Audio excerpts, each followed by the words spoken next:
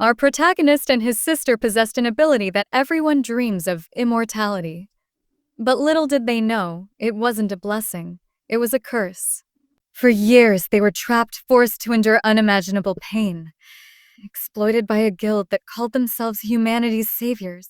But in truth, they were nothing more than monsters, preying on the innocent. They killed our protagonist and his sister over and over again to gain experience, to level up. They saw them as nothing more than tools for their twisted game. Endless pain, endless suffering.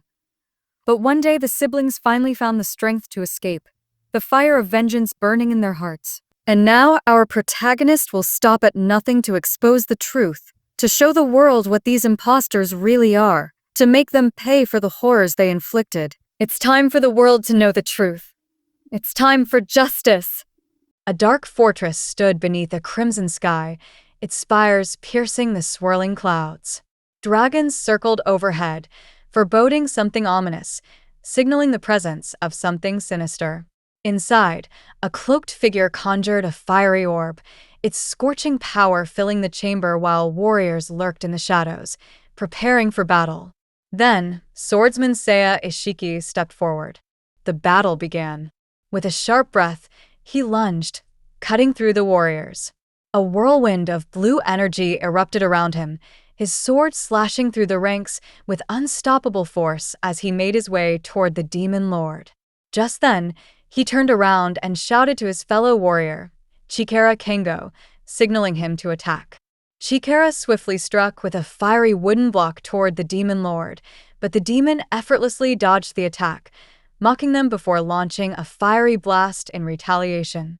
At that moment, Aya Sajiri, the guild mage, stepped in, saving the lives of her fellow warriors using an ice shield. The chilling barrier absorbed the scorching flames, just as support member Tora A barged in, exclaiming that even with the shield, both warriors had sustained injuries. Without hesitation, he handed them healing potions. Meanwhile, Haruto then pulled his final move, unleashing his sword's immense energy and striking the demon lord with a devastating attack. Just then, breaking news flashed across the city, announcing that the S-rank Hunter Guild, by Kirin, had finally defeated the Infernal Demon King. Crowds erupted into cheers. News reports stated that it had been about 200 years since gates and creatures first appeared. The White Lotus, the world's strongest hunter guild, was praised as a group of heroes for defeating the demon lords. The scene shifted to a live broadcast where reporter Sato-san was interviewing the members of Byakuren. The reporter congratulated them, to which Kiro Haruto humbly responded, exclaiming that it was all thanks to the support from people worldwide. Someone from the crowd questioned how they had become so strong despite being just S-rank hunters. Haruto smiled widely and responded that it was through daily training. The scene then transitioned to the guild hall, where the members engaged in lighthearted chatter, joking about their rigorous daily training. However, Haruto, with a sinister smirk, suddenly interjected and exclaimed that it was necessary. He then turned his sharp glare toward the siblings, Kiryu Makoto Shin and Kiryu Minori Shin, who were chained. They captured Makoto and Minori, a pair of immortal siblings, and slaughtered them repeatedly to farm experience points. With a cold expression and a mocking tone, he questioned whether they agreed with his assessment, calling them monsters. After a brief pause, he seemed to reconsider his words, casually remarking that calling them monsters might be too harsh. A laugh escaped his lips as he continued, explaining that, thanks to them, the guild had grown stronger. Without hesitation, Haruto attacked Makoto, stating that he was very grateful. His sword sliced through, brutally cutting one side of Makoto's face. Haruto then declared that cutting plants, animals, or even people didn't yield experience. They must kill creatures to level up. Haruto then explained that there was one exception, the Undying. The other half of Makoto's face reattached itself, and in that moment, Haruto leveled up. A sinister smile crept onto his face as he licked his bloodied sword, exclaiming that if they killed those who revived endlessly, they could level up infinitely, stating that nothing could be easier. His fellow guild members, wearing equally sinister smirks, glared at the Kiryu siblings, ready to attack. They then brutally tortured them with intense rage and overwhelming energy. The hall was soon filled with bloodstains. After an intense session, Haruto smirked, remarking that it was another great training session today. Chikara responded that it was still not enough for him, stating that he needed to get stronger. Meanwhile, the others, exhausted, stated that they were done for the day. Meanwhile, Toru was busy on his laptop, a worried expression on his face. Ishiki noticed and inquired about the issue. Toru explained that he had been struggling to gather the poison data he desired. Ishiki encouraged him to relax, teasing that Toru was such a diligent individual and suggesting he have some fun with the ladies. Toru chuckled and assured Ishiki it was fine. With a wild look, he yanked Minori closer by her hair, declaring she was enough for him. He then proclaimed her his precious doll, casually adding he had already accomplished nearly everything. From the room's other side, Haruto, standing above, observed that the situation had become rather repetitive. He then glared down at Minori with fierce intensity. Haruto came from behind, stating that Toru was wrong. There was one more thing he hadn't done with her. He came closer and whispered in Toru's ear about pregnancy. Toru turned to him, utterly shocked and stunned to hear his words. Then, he laughed maliciously and acknowledged Haruto's genius. Haruto smirked. Toru then explained that all he ever thought about was killing. He had never considered creating a new life. Then, he joyfully shouted to Sajiri, instructing her to hypnotize his little doll. She awkwardly responded in agreement and began preparing to cast a spell on Minori. She cast a lust enchantment spell on her while the helpless Minori pleaded, asking her to stop. Ishiki stepped forward, stating his intention to join as well. Sajiri exclaimed awkwardly about how men were all idiots. Meanwhile, Haruto ordered Sajiri to release the seal on the male monster. She asked for a reason, to which Haruto with a sinister smirk replied that even though Makoto's younger sister was being tormented right in front of him, he was bound by chains and couldn't do anything, making it a spectacular show. Sajiri then broke Makoto's chains. Realizing his chains were broken, he urged to go to his sister. His vision blurred with fury as he saw them closing in on her. His hands trembled as he tried to step forward, screaming at them to stop. Just then, Haruto used his holy lance. Haruto summoned his holy spear.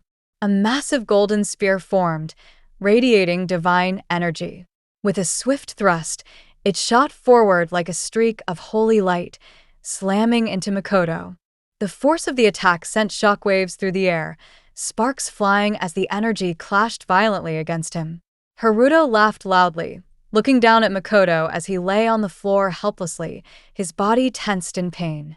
Blood seeped from his wrists and legs.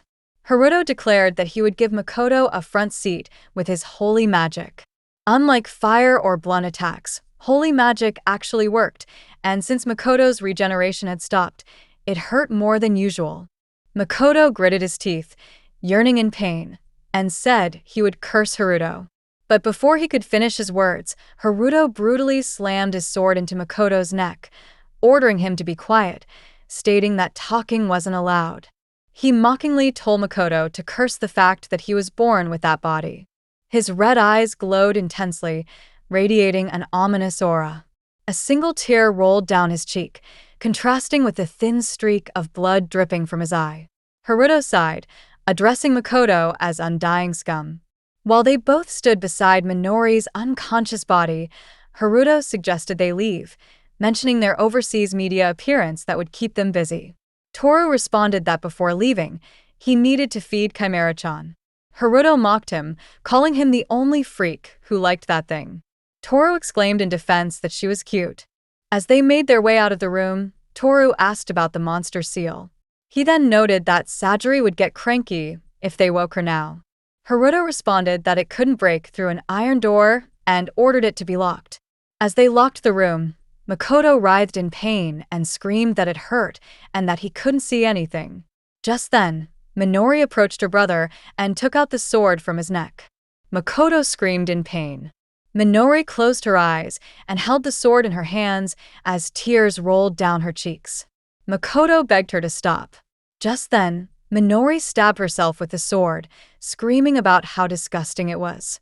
She wanted to forget everything, pretend it never happened, and change her whole body. As she pulled the sword out and fell to the ground, blood covered her. She told her brother to end her life. Makoto then remembered Haruto's words from earlier and thought that the Holy Lance could release her. With it, he could free his sister from her suffering. Makoto then stood up and instructed Minori to cut off his arm. Minori stepped forward with a heavy heart and stabbed his arm, but upon hearing Makoto's screams, she exclaimed in fear that she couldn't cut it and apologized.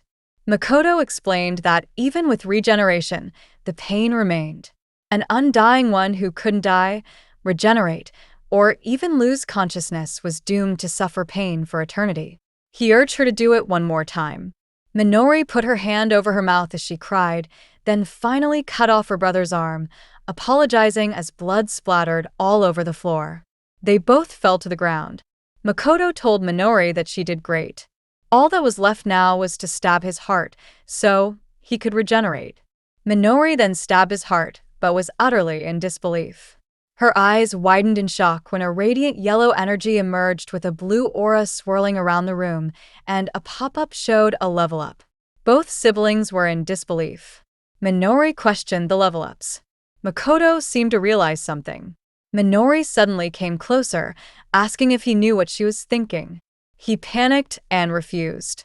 But it was revealed that Minori wanted her brother to kill her. After seeing her brother panic, she explained, while remembering the guild members' faces, that he wasn't going to kill her. He was going to kill them through her. Suddenly, Minori screamed in intense rage as a red aura swirled around her, signaling extreme anger. She shouted that they were going to get revenge. Meanwhile, Makoto was stunned to see her expression, silently watching. He then agreed. Desperate to survive and fueled by vengeance, the siblings made a brutal choice, killing each other again and again to level up and begin their revenge. Minori informed Makoto about Toru Abe, describing him as a handyman and baggage carrier for the S-rank guild, White Lotus. She further elaborated that his personality was cowardly and quiet. However, those who knew him all shared the same opinion. Recalling a past scene, she mentioned that Toru had once examined the insides of monsters and remarked that the guys seemed somewhat strange. The scene then shifted to 3 years ago, where Toru was seen excitedly examining the ogre's insides, cutting and connecting various organs with meticulous precision. Just then, Haruto arrived, observing Toru's diligence. He then asked Toru if he would like to dissect something even better. Curious, Toru questioned him about what could be better before following him as he left. Later, it was revealed that the innermost room of the guild, usually off-limits, Toru then followed Haruto. The scene then transitioned to a meeting room where all the guild members were gathered. Haruto Kiri addressed them, inquiring whether they all desired glory. The members, puzzled, asked what he meant. Haruto confidently responded that from that moment on, he would show them something meant only for them. The members exchanged uncertain glances, not entirely grasping his words. He continued, explaining that their future would be filled with a glory no human had ever attained, but at the cost of being trapped in darkness from which they could never escape. He then turned slightly, looking at them, and questioned whether they would still come with him. Chikara, along with the other members, responded enthusiastically, declaring that whether it was glory or the abyss, the direction they were heading remained the same. Haruto, pleased, thanked everyone and assured them that he would guide them. He then leaned down and opened a door on the floor, revealing a staircase, explaining that it led to a future filled with glory and expansion. The members, intrigued, descended, murmuring amongst themselves about the hidden room. One noted that he never knew such a secret room existed, while another added that the guild had used it in the past to imprison enemy forces who opposed them. One member hesitantly questioned the notion of imprisonment, to which another replied that even a glorious guild had its dark side. Haruto led them deeper into the room, stopping in front of a locked door that required his fingerprint to access. The members, growing more curious, questioned what exactly he planned to show them. As the door swung open, Haruto introduced the immortal siblings Kiryu Makoto and Kiryu Minori, whom he had captured and imprisoned in this hidden room. The members, upon seeing them, were shocked and enraged. Haruto, however, urged them to remain calm, explaining that although the siblings appeared human, their bloodline was entirely different. He further revealed that they belonged to the Undying Tribe, a race believed to be extinct. With a smug expression, Haruto stepped closer and suddenly slashed one side of Makoto with his sword. The members, intrigued, began questioning the siblings' regeneration and immortality. One member asked whether the Undying Tribe still existed, while another noted that it was certainly surprising. However, one skeptical voice questioned the relevance of it to their glory. Haruto then revealed the level measurement device used when joining the guild, explaining that it assigned ranks based on physical strength and total magic power, which determined their combat abilities. He clarified that the White Lotus Guild required a minimum level of 20, and an A rank was mandatory for entry. The panel then displayed Haruto Kira's level 50. The members were utterly stunned. Normally, leveling up required defeating monsters, which came with great risks, as careless mistakes could lead to death. With an eerie smile, Haruto then stabbed Minori and revealed to the members that by using the siblings, they could easily level up. A notification instantly appeared, signaling a level up. Toru, who had been silent until then, suddenly bowed down. His expression shifted drastically, his face contorting with wild excitement. With a crazed look, he turned to Haruto and declared his approval, exclaiming that it was perfect. Without hesitation, he grabbed Minori, choking her as she lay on the floor. His voice trembled with excitement as he admitted his curiosity about the structure of the human body and its breaking points. Then, with maniacal glee, he brutally began stabbing Minori, maliciously asking how it felt to have her organs ripped apart with a knife. Repeating the gruesome process with both hands, his eyes glowed with obsession, as if mesmerized. A notification popped up again, indicating another level up. Toru burst into laughter, his entire body drenched in blood, reveling in his newfound power. He then removed the cloth from Minori's eyes and, with a twisted smile, told her she was beautiful. His voice dripped with malice as he demanded to know more about her. He then continued his cruel experiments, playing with her body like a deranged scientist, ensuring that she truly couldn't die. He tested poisons, poured chemicals onto her exposed flesh, and casually ripped apart her limbs while smiling. Like a true monster, he wondered aloud about the effects of cutting her brain and how long she could survive if her organs were fed to insects. Meanwhile, the guild members, watching the horrifying scene unfold, initially reacted with shock, but their expressions gradually changed. Ishiki, observing them closely, remarked that the siblings were like monsters who couldn't die. Their faces slowly twisted with sinister smiles, their eyes gleaming with eerie excitement. Then, as if consumed by a shared madness, the members began tormenting the siblings, brutally attacking them and conducting their own twisted experiments. Haruto, watching the spectacle unfold, grinned wickedly, remarking on how easy they were to handle and how helpful this situation was. Now, back in the present at the airport, the guild members were preparing for their overseas media appearance. As they walked, Chikara commented on his surprise about hopping around for the interview. Sajiri, smirking, remarked that those with too much stamina got tired in suits. Annoyed, he told her to shut up. Ishiki glanced back and asked about Toru's whereabouts. Haruto nonchalantly responded that Toru was probably with the dolls, seemingly enjoying his new experiments. Ishiki noted how energetic Toru was. Meanwhile, back at the guild, Toru arrived at the hidden room, giggling and laughing as he greeted Minori. Apologizing for making her lonely, he stepped inside, only to be utterly shocked to see Makoto there. Confused, he questioned what Makoto was doing there. As he watched in horror, he realized that Makoto was killing Minori. Panicked, he screamed for him to stop, warning that the crystallization of their work would be lost. However, his voice faltered when he saw them. When the siblings turned to him with a red aura swirling around them, they appeared so giant that he was speechless. He wondered what had happened because they had both been so skinny the night before. It was then revealed that normally, when someone defeated a creature of equal or lower level than themselves, the experience gained was minimal. However, if they defeated a creature of a higher level, the experience gained increased dramatically. The siblings had been systematically killing captives, raising their levels, and even fighting each other to accelerate their growth. Their levels had skyrocketed, resulting in extreme transformations. Toru fell to the ground, overwhelmed by the shocking revelation. As the siblings approached him with overwhelming power, he panicked, realizing he needed to act fast. Trying to save himself, he stumbled backward and crashed into a pole. Laughing nervously, he warned them not to think they could escape so easily, declaring the hideout as his domain. With trembling hands, he pressed a hidden danger button next to him.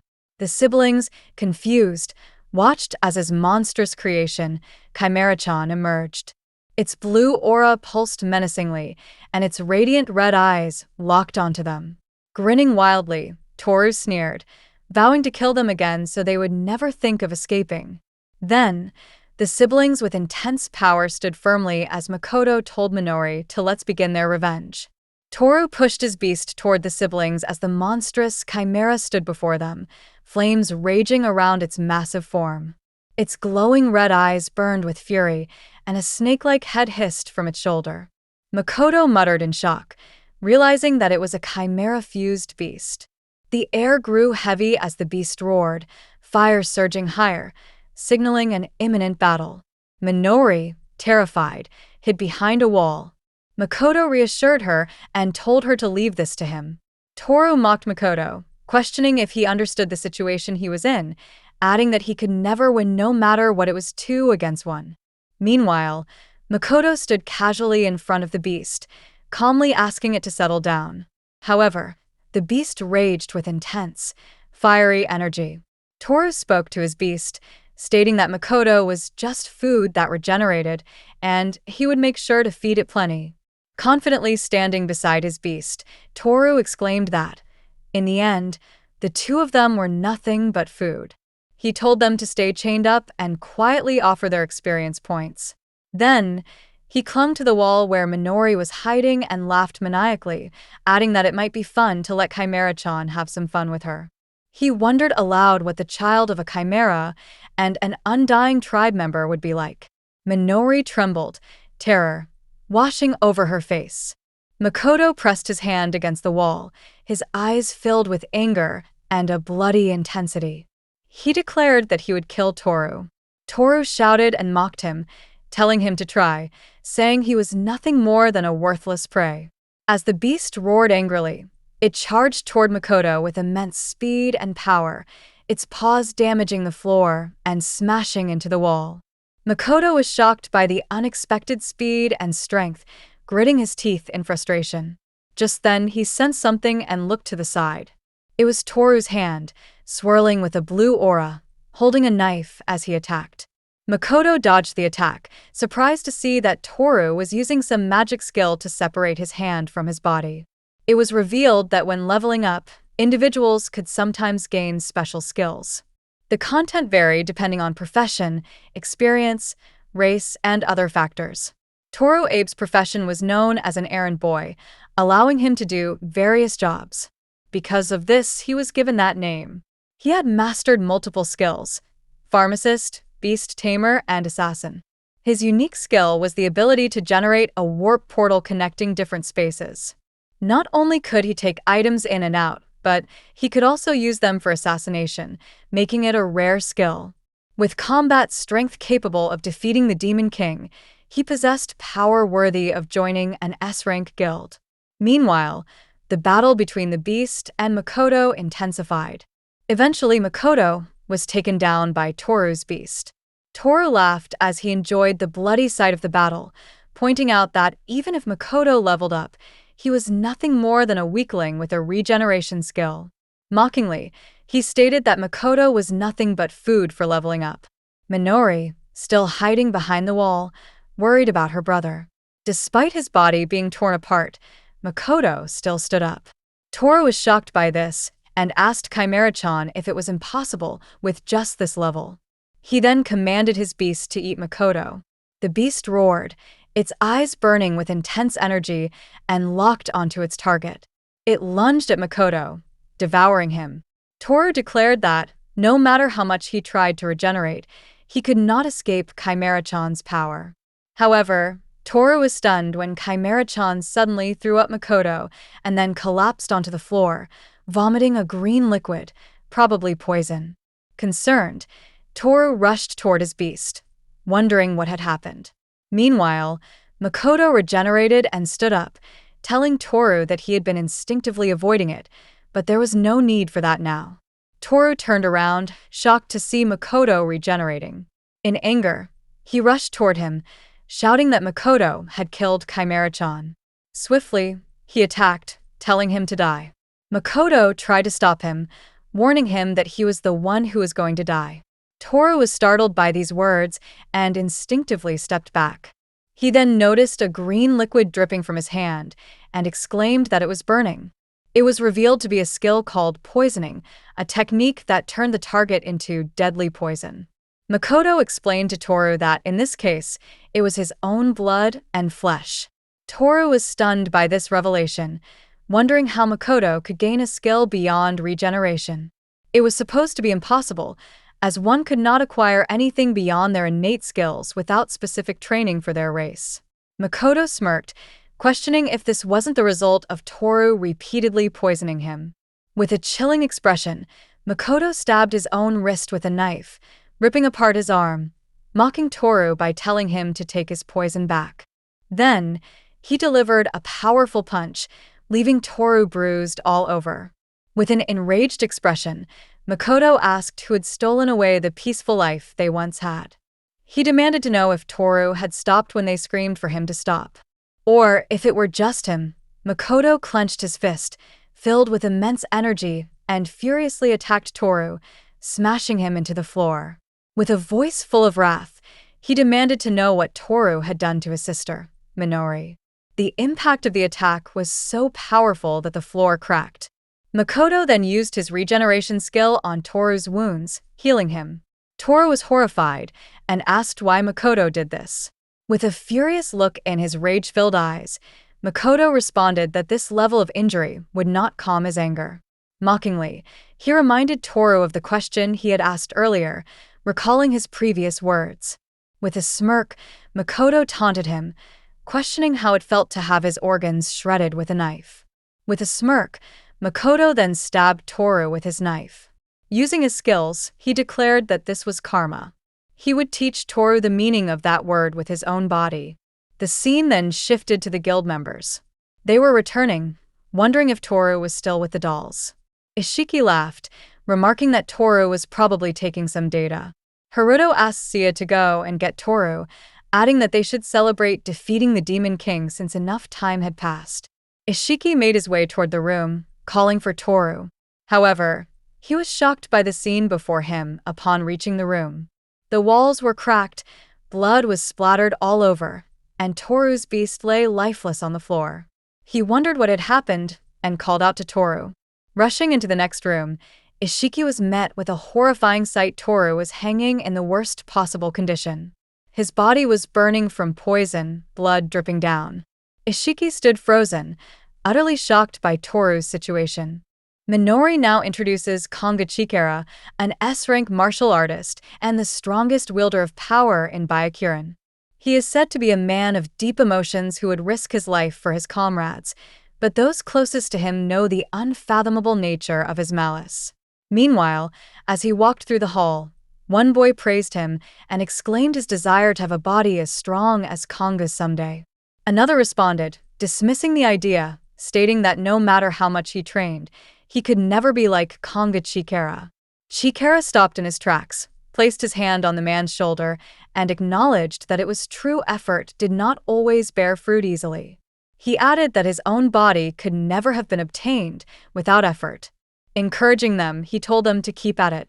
The boys, startled by his presence, watched as he left, their admiration growing. They chattered in amazement, speaking of how he was already over level 300. On his way out, Chikara gritted his teeth, recalling his own words. The scene then shifted to a year ago, where Minori and Makoto lay on the floor, wounded and covered in blood. Chikara swept Makoto under his foot and coldly remarked that if the effort had clear and visible results, it would be a different matter. Without hesitation, he kicked Makoto and brutally smashed him under his foot, declaring that there was no better training method than this. The panel displayed a notification of a level up. Grabbing Minori by her head, he laughed, mocking the ease of getting stronger simply by killing defenseless monsters. He then smashed her hard onto the floor. After tormenting the siblings, he spread his arms with pride, sighing that leveling up had been taking longer lately. Concluding that it was inevitable at his level, he turned back to Makoto, expressing his frustration. If Makoto did not react at all, it made things boring. Makoto, his face fully burned, listened in silence. As he healed, he clenched his fists, realizing that he had no choice but to make Chikara scream instead. Gathering all his strength, he punched Chikara with his full power. Chikara exhaled in satisfaction, counting aloud that it made 200 ribs broken for the day. Stretching his hands, he sighed and demanded that they try harder and scream more. Turning to Minori, he attacked her with his leg, ordering her to scream with a good voice as he smashed her harder with his foot. Minori, unable to bear the pain, let out a louder scream. Pleased, Chikara turned to Makoto, suggesting they add 100 more for his little sister. With sinister eyes, he demanded to be entertained. The scene then shifted back to the present, where Chikara and the boys were exercising in the gym. Ishiki arrived, informing Chikara about the situation. With other members, Chikara reached the room, only to be shocked by the chaos inside. Haruto questioned Ishiki about the siblings, causing Ishiki to panic. He hastily responded that he knew nothing, explaining that by the time he arrived, they were already gone. He then warned Haruto that if the world found out about them, it would be disastrous. Meanwhile, Chikara, in a panic, began shouting at Toru, begging him to stay with him. His eyes then caught sight of Toru's laptop. As he examined it, he discovered a video of Makoto beating Toru. Panic set in as he watched closely, horror overtaking him as he realized the extent of the torture Toru had endured. In a fit of rage, he smashed his fist into the floor, vowing to kill them. Haruto, gripping his sword, remained silent, his expression unreadable. The members, confused and panicked by his behavior, watched as he suddenly slammed Toru's head with his sword. Chikara, unable to bear it, visibly furious, grabbed Haruto by his collar and demanded an explanation, insisting that Toru would not make it anymore. Haruto, however, remained firm, arguing that even if they kept Toru alive, it would only prolong his suffering. Ishiki stepped in, attempting to make Chikara understand that Haruto was right.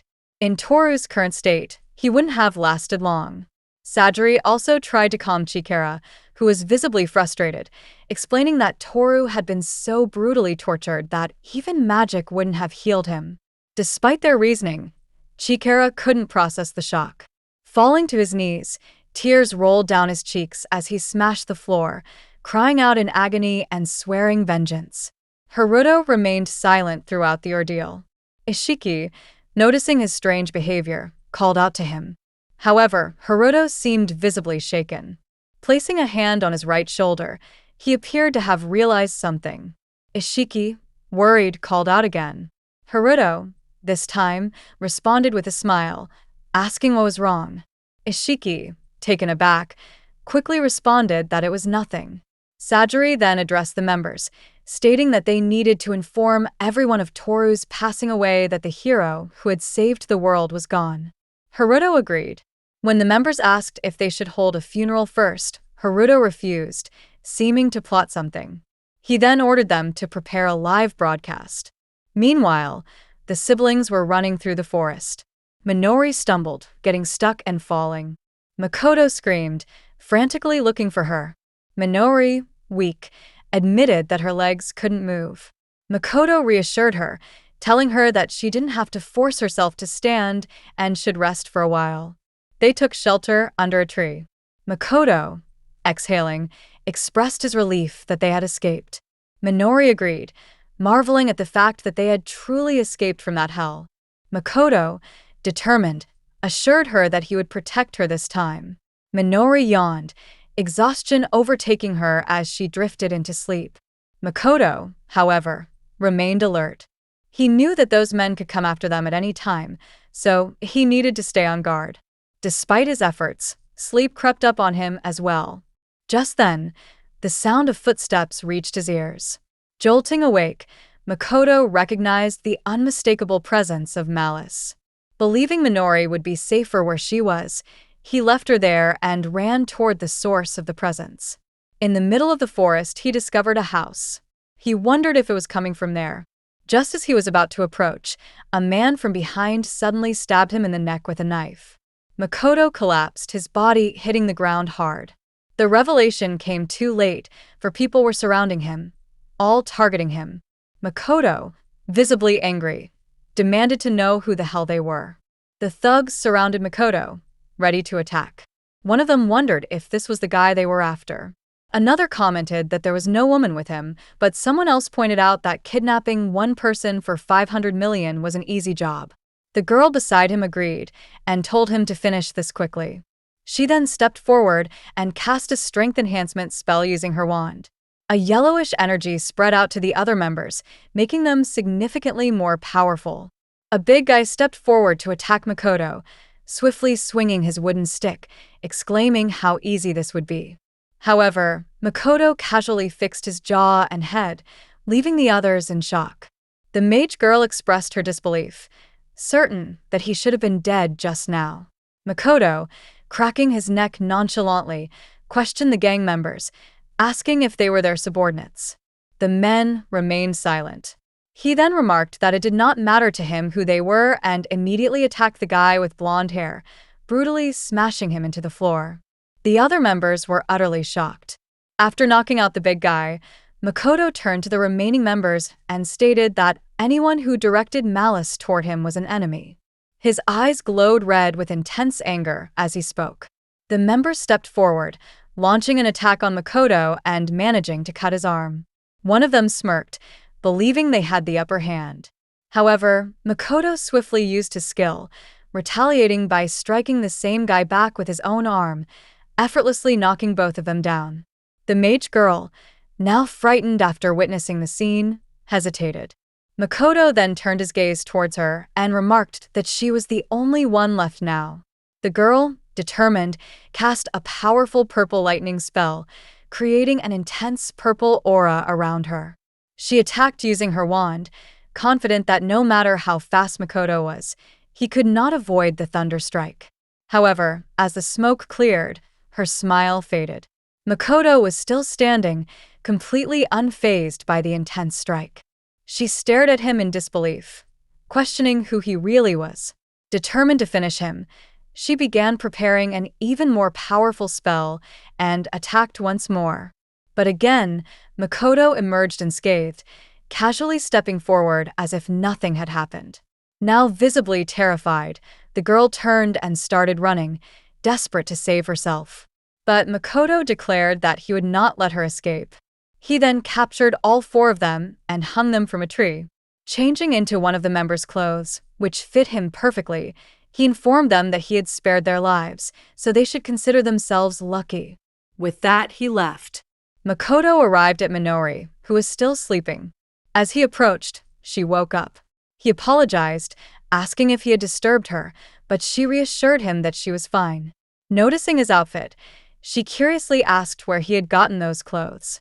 He smiled and replied that a kind person had given them to him. Excitedly, he then revealed that he had also brought clothes for her, which made Minori eager.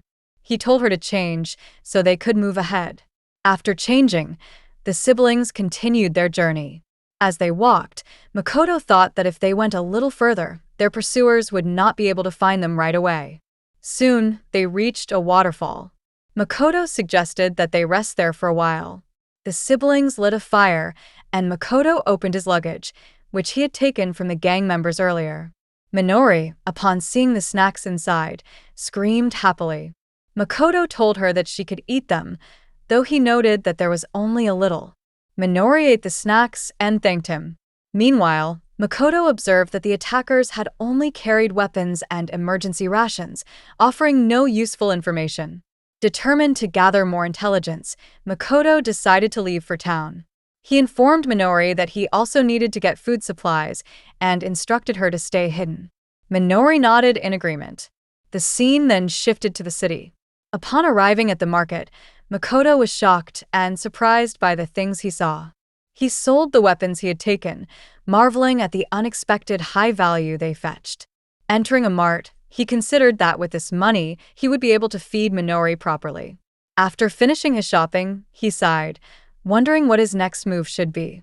He knew that Abe Tora had only been cannon fodder among their enemies, but the real threats were still out there.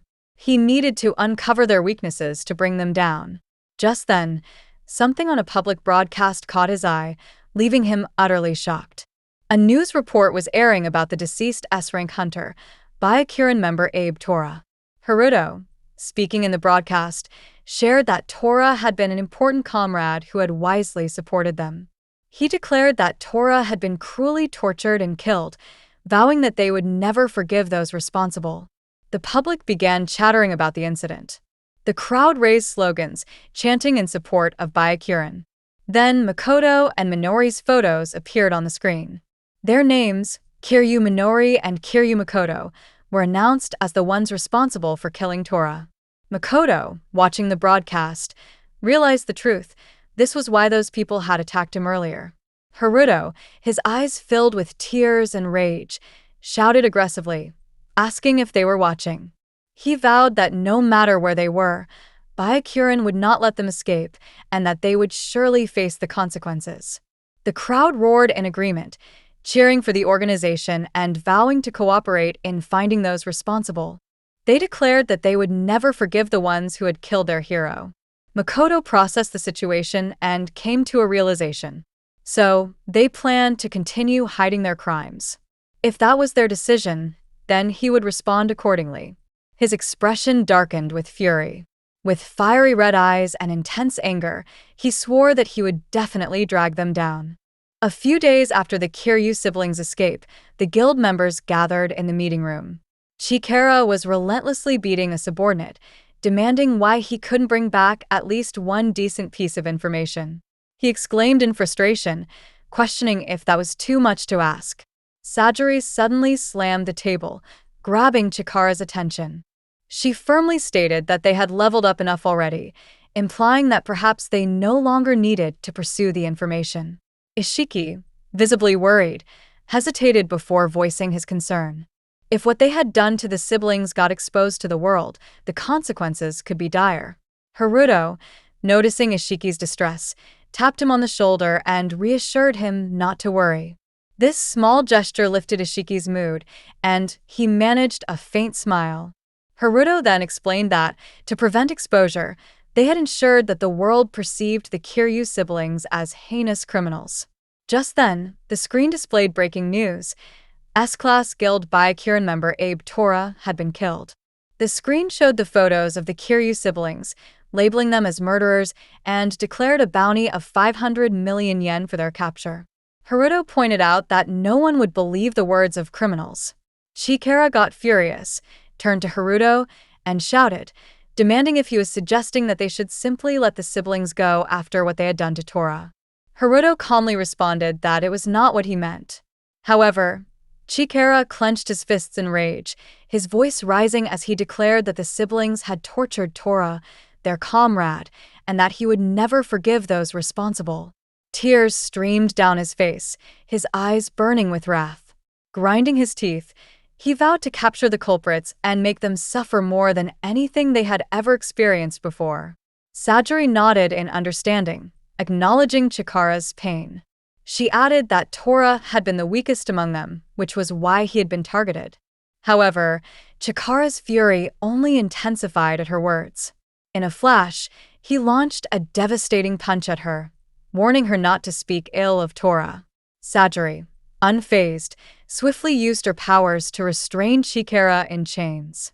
She told him to calm down, exclaiming that she didn't believe the siblings posed any real threat to them. Still seething, Chikara retorted that it wasn't about them being a threat. Haruto, smiling, stepped in, trying to diffuse the tension. He reminded them of the blood-written message Makoto had left on the wall, stating that he would definitely take his revenge. That meant the siblings were still targeting them. Haruto reassured the guild members that there was no need to panic, as the siblings would undoubtedly appear before them. Besides, the whole world was now on their side. As the news spread across the city, the public became aware of the Kiryu siblings' names and faces, and with the bounty set, information about their whereabouts would surface the moment they were spotted. Chikara, though still frustrated, begrudgingly acknowledged that Haruto had a point. However, before he could voice his thoughts, Haruto cut in, stating that panicking wouldn't help. He reminded them that they were the world's heroes and that they still needed to prepare for future battles against other demon lords. Turning to the group, he announced that they should call it a day, as everyone was exhausted from the past few days. He urged them to rest up so they could resume their efforts with renewed energy. Yet, even as the meeting ended, Chikara remained unable to bear the loss of his friend. Sighing in rage, he vowed not to forgive the siblings and swore to find them. Meanwhile, at the siblings' hideout, they awoke after a restful sleep. Minori laughed, remarking that illusion magic was truly amazing. She had slept peacefully without any nightmares.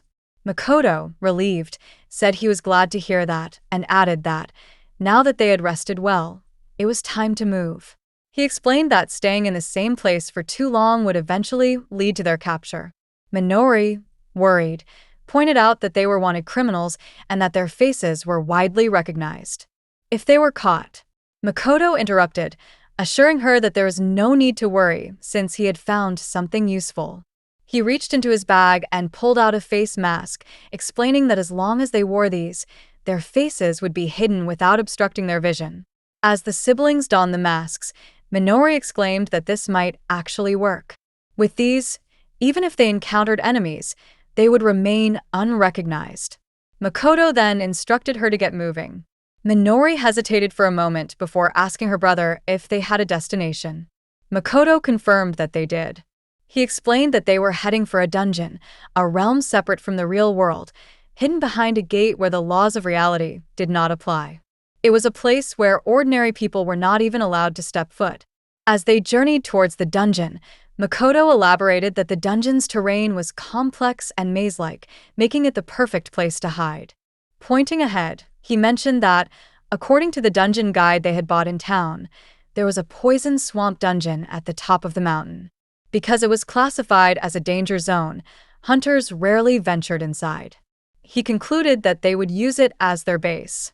Upon reaching the dungeon's entrance, the siblings stood before the swirling gate, surrounded by a purple aura.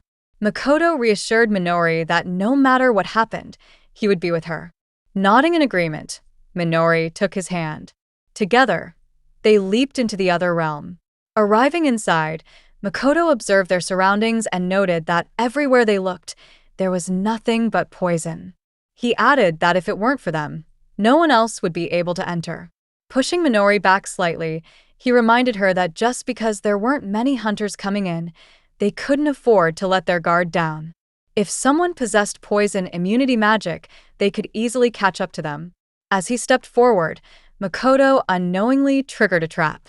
The moment he stepped on a vine, a flower opened and shot something at him.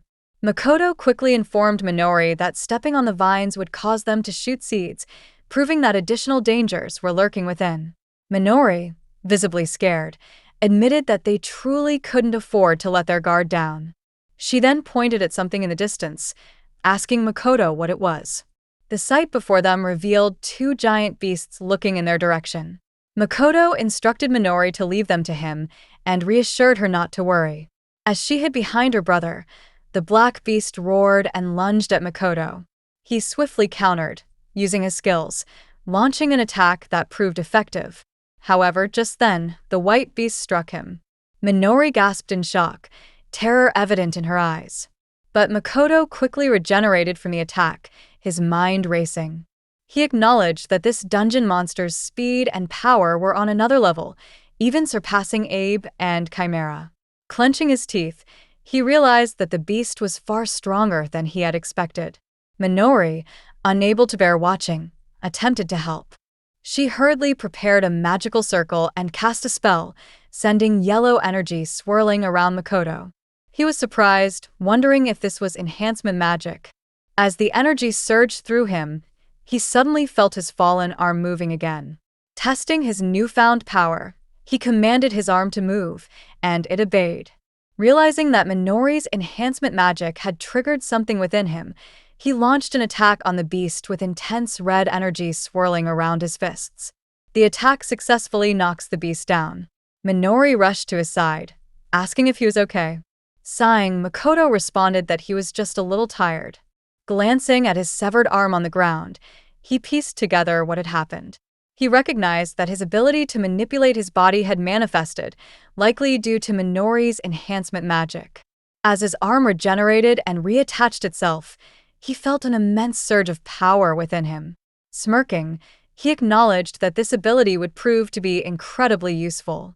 1 month after the siblings had escaped, Chikara, along with his men, was practicing and engaging in a fierce battle against monstrous creatures. Casually knocking them down one by one, he leveled up effortlessly. The men, watching in awe, were impressed. One of them commented that, as expected of Chikara, he was taking down a wyvern as if it were nothing. Brutally and effortlessly, Chikara slaughtered the monsters, leaving his subordinates astounded. They exclaimed that there was no way they could pull off such a feat. As they finally sat down after the heated battle, Chikara furiously demanded where the hell those damn siblings were hiding. One of the men responded calmly, telling him there was no need to rush, as word was that bounty hunters were scouring every corner, desperate to find them. Another reassured him, saying they would be caught in no time. Just then, another man spoke up, his voice carrying intrigue. He mentioned that he had heard something from a friend about a masked man. He then explained the details, saying that a few days ago, a friend of his had gone to clear the poison swamp dungeon and had witnessed something unbelievable. Apparently, someone had taken down a poison snake with their bare hands.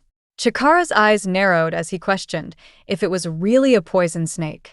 The man nodded and elaborated that the creature was an A-rank monster, its venom so potent that it could kill a mountain elephant instantly. Another one of the men added that he couldn't imagine anyone besides Chikara or Kengo taking one down alone. However, Chikara remained unfazed, remarking that the world was vast, and it wouldn't be surprising if there were powerful warriors they had never heard of. But curiosity flickered in his expression. He was intrigued by the individual who had slain the poison snake with their bare hands. He then inquired when this had happened. The man replied that it had been 3 days ago. Chikara's eyes gleamed with intensity as he realized there was a chance they were still in the dungeon. His subordinates were taken aback, and one of them hesitantly voiced his concern, reminding Chikara that the poison swamp was a restricted zone and that they really shouldn't be going there. Before he could finish, Chikara's fist ignited with flames, and without hesitation, he threw a brutal punch at the man's face, sending him crashing backward. With a menacing growl, he asked if he had heard him right before declaring that they were heading to Poison Swamp immediately and ordering them to get ready. A sinister smirk spread across his face as he wondered about the masked man. Meanwhile, inside the dungeon, Makoto suddenly sensed something was off. Minori, noticing his unease, asked what was wrong. Without answering, Makoto swiftly leaped onto a tree, scanning the area. As his gaze landed on the gate, realization dawned upon him. He muttered that it was Kengo. Minori's face paled with fear. Makoto jumped down from the tree, adjusting his mask, and declared that he was going. Panic flashed in Minori's eyes as she urged him to stay with her. He placed a reassuring hand on her head, telling her to calm down and that they had gotten stronger, too. This was their chance for revenge. Despite her worry, Makoto smiled gently and told her not to make that worried face, assuring her that not dying was his specialty, after all. As he prepared to leave, Minori's voice trembled as she warned him to be careful, saying that Kengo was a whole different monster compared to Abe Tora. She then cast an enchantment spell, strengthening Makoto with a power enhancement buff before he disappeared into the shadows. Makoto activated his vision enhancement spell, observing Kengo's movements. He spotted him entering the realm through the dungeon gate and quickly hid behind a tree. He reasoned that if Kengo was near the entrance, there was a high chance he would escape outside, so he needed to move a little further away. His sharp eyes caught sight of a venomous pig nearby. A plan formed in his mind as he decided to use it. Without hesitation, he cut the tip of his finger and stabbed the bloodstained knife into the pig, activating his hypnosis and hallucination skills. For a few minutes, this ability would allow the user to manipulate the target's perception, creating illusions at will. Additionally, it enabled partial absorption of the target's body. Commanding the hypnotized pigs, he sent them charging toward the front of the enemy pack. One of Kengo's men immediately noticed and pointed at the approaching pigs, alerting Kengo. Kengo smirked as the pigs charged toward them, remarking that they were perfect for a warm-up. Mocking his men, he ordered them to quit shaking and charge. As the battle began, Kengo and his group swiftly took down the pigs. Mocking Makoto, Kengo sneered, asking if that was all he had got before signaling for his men to move forward. One of the men hesitated and voiced his concern, suggesting they take a little break. Kengo's expression darkened as he turned sharply, his voice laced with ridicule, questioning what kind of weak-ass nonsense he was spouting. The man hesitated before muttering that it just fell off, mentioning that his breathing was becoming labored. Just then, blood trickled down his face like crimson tears. One by one, the men began coughing violently, hacking up blood. Someone gasped, questioning what was happening. Chikara's eyes widened as he covered his nose and mouth, muttering in shock that this smell was poison. But he was confused, as poison boars didn't release this kind of stench, even when they died. He wondered what the hell was happening. Before he could think further, a shadow moved in a flash. Makoto launched a sudden attack from behind, his blade aiming for Kengo. Kengo instantly recognized him and stated that he was the masked man from the rumors. Makoto's knife struck Kengo's hand, but before it could pierce deeper, Kengo Chikara caught the blade in midair, stopping the attack. Makoto swiftly stepped back, watching as Kengo calmly pulled the knife from his own hand. Observing Makoto's movements and endurance, Kengo's lips curled into a smirk. Just as the rumors said, he was pretty damn strong. A twisted, sinister grin stretched across his face as he pointed at Makoto, declaring that he liked him. Makoto's eyes widened in shock. Kengo continued, saying that he liked strong guys. Then, his expression darkened with contempt as he stated that, on the other hand, weaklings disgusted him to no end. Gesturing towards his fallen subordinates, he sneered that those guys had died because they were weak. Then, with an eerie glint in his eyes, Kengo extended his hand toward Makoto, declaring that he could tell just by feeling it that Makoto was strong. His voice dripped with excitement as he offered Makoto a proposition to join him. Chikara asked if Makoto would like to become his companion. He further explained that if he became his subordinate under the name of Byakuren, he would gain money, honor, and women, adding that everything would be his. With a smile, he asked what he thought, insisting that it was a great offer. Makoto remained silent. Chikara then commented that, as he had said earlier, he liked strong people. Crushing the man's hand, he stated that he absolutely hated weaklings. Mocking him, he admitted that he had thought the man had some potential, but he guessed not. Without hesitation, he then crushed the man brutally, stating that watching them was so irritating. If that was the case, he should have just used them as punching bags. After listening to him, Makoto's eyes turned red as he recalled the torture he and his sister had endured. Clenching his fists, he asked Chikara why he tormented the weak like that. Chikara excitedly shouted that he did it because it was fun. He explained that when he punched the weaklings, they all reacted the same way, with a hopeless look on their faces, apologizing and begging for help. He exclaimed that they all said the same things, and with a sinister grin, he stated that their faces scrunched up in fear. Throwing his arms wide, his head tilted back as he burst into crazed laughter. He then jumped on the man's body, crushing him brutally. He declared that their faces, stained with despair from that moment, were just so damn fun to witness. Makoto, using his skills swiftly, attacked and threw an intense punch at Chikara. Chikara dodged the attack and complimented him, stating that as men, they needed to fight first. The battle began. Chikara commented that he had not planned on letting him go, but he was really strong. Makoto thought to himself that he knew it. Chikara was truly a monster. In a flash, with intense power and rage, Chikara attacked him, throwing a crushing blow so powerful and intense that Makoto was taken aback. He wondered if this was the heaviest attack he had ever taken and questioned whether Chikara had not shown his true strength against them before.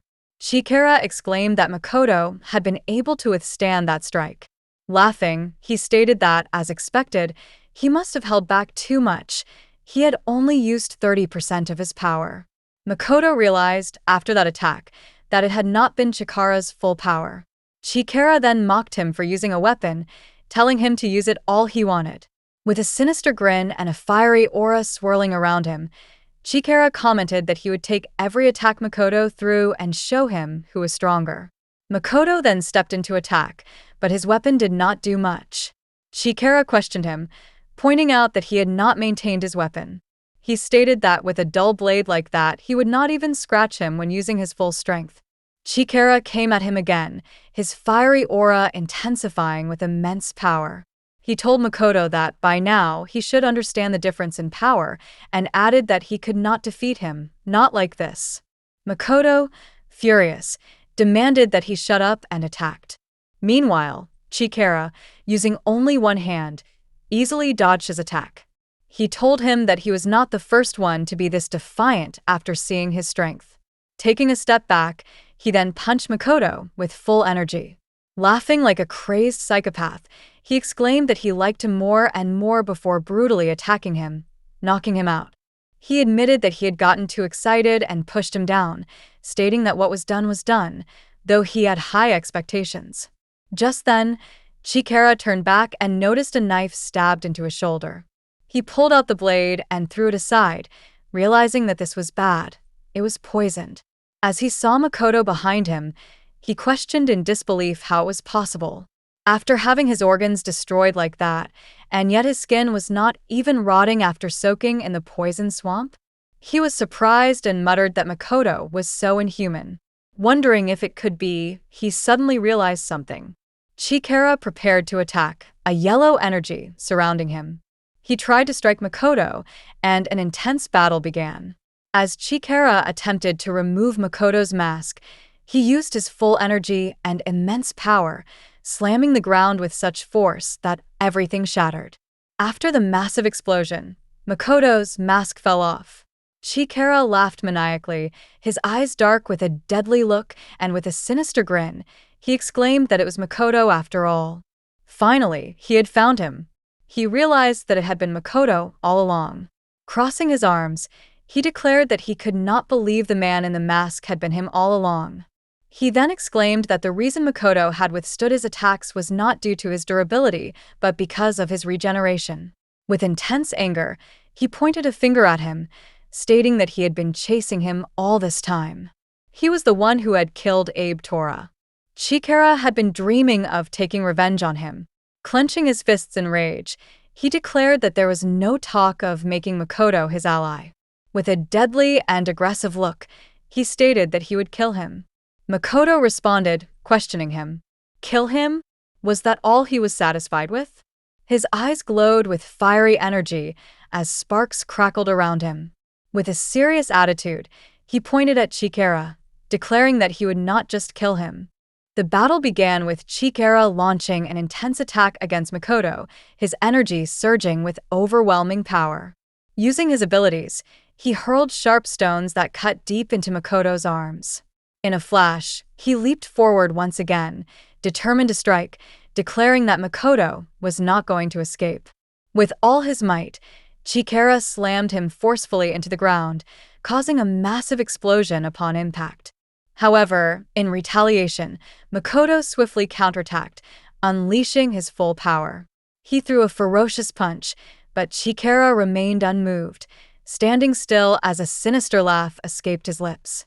Mocking Makoto, He questioned if that was all he had. Without hesitation, he retaliated with an immensely powerful punch, brutally hitting Makoto and demonstrating what a true strike looked like. As the blow landed with devastating force, he paused and took note of Makoto's trembling form. A crazed laugh erupted from him as realization dawned upon him. Observing Makoto's state, Chikara coldly remarked that fear, once engraved into the body, did not vanish so easily. Makoto lay on the ground, wounded and struggling to rise. Blood dripped from his side. His expression was contorted in pain as he desperately tried to lift himself. In the distance, Chikara watched him with a smug stance, his satisfaction evident. His face, when shown up close, displayed a menacingly wide grin, while Makoto's reflected terror, his eyes wide with fear, sweat trickling down his face. Chikara loomed over him, questioning if he still remembered the fear of being tortured by him. As he stepped forward, closing in, Makoto continued to struggle to rise. Just then, behind Chikara, Makoto's arms swirled with a red aura. With a commanding voice, Makoto ordered an attack. His arm lunged toward Chikara from behind, but the latter easily dodged it. Shouting, he accused Makoto of attempting to trick him, his voice filled with mockery. Seeing Makoto's terrified reaction, Chikara sneered and stepped closer, questioning whether Makoto had truly believed he could take him down with such an attack. Without hesitation, he delivered a powerful kick that sent Makoto crashing to the ground. Gazing down at his battered opponent, Chikara inquired how Makoto had managed to become so strong in such a short time. Without waiting for an answer, he slammed his foot onto Makoto's body, eliciting a scream of agony. Clenching his fist, he mused aloud that he would simply keep hitting him until he answered. Then, as if piecing something together, he remarked that Makoto's presence there could only mean that his sister was nearby. Makoto's eyes widened in shock and fear as the memories of the torment Chikara had inflicted upon them resurfaced. His jaw tightened, his teeth gritted, and an aggressive glare took over his face, pain and determination flickering in his eyes. Chikara removed his foot from Makoto, remarking that he needed to bind him before he regenerated. However, before he could act, he glanced down, only to find Makoto gone. Shock registered on Chikara's face, but before he could react, Makoto appeared behind him, his body pulsating with a deadly aura as he regenerated. Chikara, stunned, realized that Makoto's regeneration was far quicker than the last time he had captured him. In a flash, Makoto launched an attack, but Chikara, relying on his immense power, swiftly dodged it. Smirking, he remarked that Makoto had indeed become faster. However, in the face of overwhelming strength, he declared, Makoto remained powerless. Chikara followed his words with a brutal punch, slamming Makoto with such force that he questioned whether his regeneration could even keep up. With a merciless grin, he began ripping Makoto's body apart, cutting both his arms. Pointing at him, he mocked his futile strategy, stating that all he did was regenerate and defend without any real thought. He hadn't realized Makoto was this incompetent. However, to Chikara's surprise, Makoto smirked. Narrowing his eyes, Chikara demanded to know the reason behind that grin. Makoto responded that he had been thinking something similar, mocking Chikara by calling him a brainless idiot. Chikara, taken aback by his words, watched in disbelief as Makoto's body regenerated at an accelerated rate. His severed limbs twitched on the ground before surging back toward his body, a red and black energy swirling around him. With a commanding voice, Makoto shouted for his detached parts to move. Chikara scoffed, dismissing the attack as meaningless. He mocked Makoto, questioning whether he truly believed such an assault could affect him.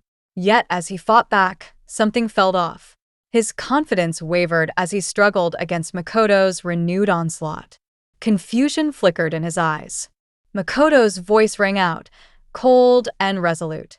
He stated that while he had indeed trembled like a frightened animal moments ago, that fear was now being drowned out by something far greater: hatred.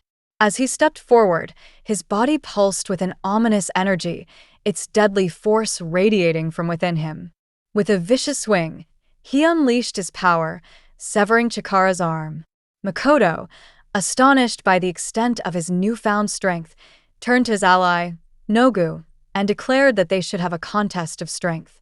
Chikara, now furious, gritted his teeth aggressively, clenching his fists in a fit of rage before letting out a deafening scream. Makoto smirked and confidently declared that he would turn Chikara into nothing more than a punching bag. Enraged beyond reason, Chikara charged at him, roaring that he would reduce him to pieces so that he could never regenerate again. However, before he could strike, Makoto issued a commanding order: gather. In an instant, all of his scattered body parts surged back, fusing together with a fiery burst of power. Fully restored, he launched an explosive attack at Chikara, landing a devastating blow. Asking him how's that, Makoto demanded, his voice filled with wrath. How does it feel to lose in strength? In pain? In hatred? His fiery gaze burned into Chikara as he clenched his fist. With a serious attitude, he exclaimed, "The fear we experienced he will engrave deep into his body."